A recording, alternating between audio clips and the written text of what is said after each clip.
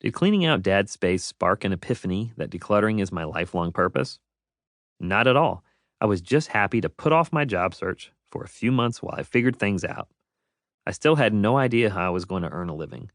My father, my hero, was gone, and I was lost and wondering. And the only thing worse than being lost in life is being lost in life and broke. I had one thing going for me, though, a community. People knew my grandfather, they knew my father, and now they knew me. I had my people. The upside of a tightly knit community is that people look out for you when you're down on your luck. The downside is that everyone knows the details of your life. Both realities played into what happened next. Word got around that I'd cleared out my dad's house and I was looking for work. At church one Sunday, a kindly 80-year-old woman, we'll call her Etta, came over to me. I'd known her my entire life. She and her loving squad of bridge players with their immaculate blue-tinted white hair.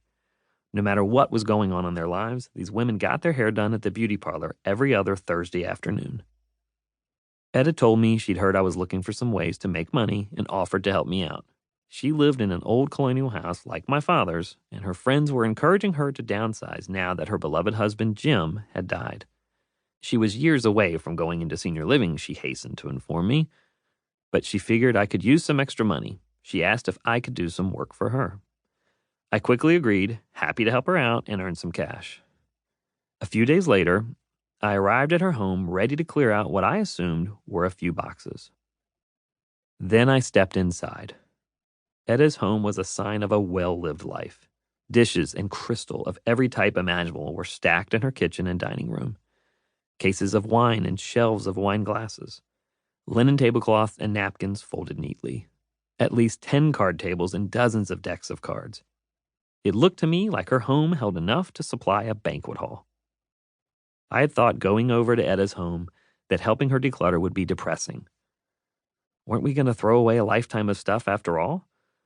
Wouldn't helping her clean out be like helping her write her own obituary? That wasn't what happened at all. Over the next few weeks, Etta and I took pleasure in her favorite life stories. We didn't bury her best years, we celebrated them. She had an eager audience in me, and she was in control of how the organizational process worked. She took her time. Etta's memories were given another life when she recalled them to me, and in this chapter, I'm giving them another life by recalling them to you. This is the most important part of the process, the part most experts miss entirely. If we don't know the stories behind the stuff, we will never be able to freely let go of it. If you are in the process of decluttering, downsizing, or moving, telling your stories to an interested audience is the magic key. And if you're helping someone else, it's your responsibility to listen. In this chapter, I'm going to show you how to both tell and listen to the tales. Why different generations collect different stuff.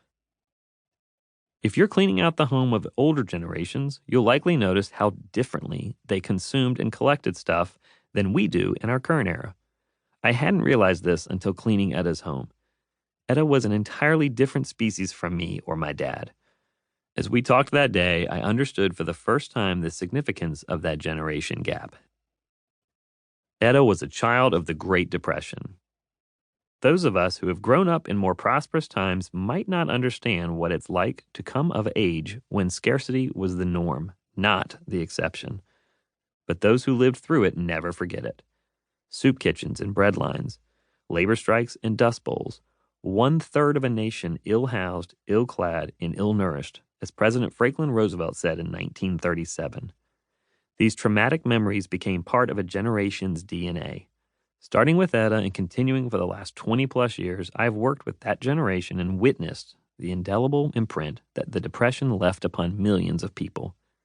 It's not always detectable in their words or actions out in public, but it's visible in their homes.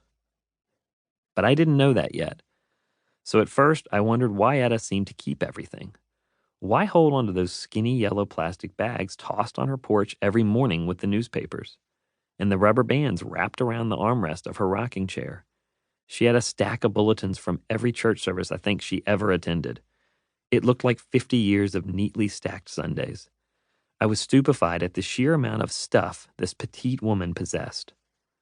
Starting in the dining room and moving to the basement and the attic, we went to work. packing things up, picking and choosing what to keep and what to donate or discard, and most of all, talking and laughing.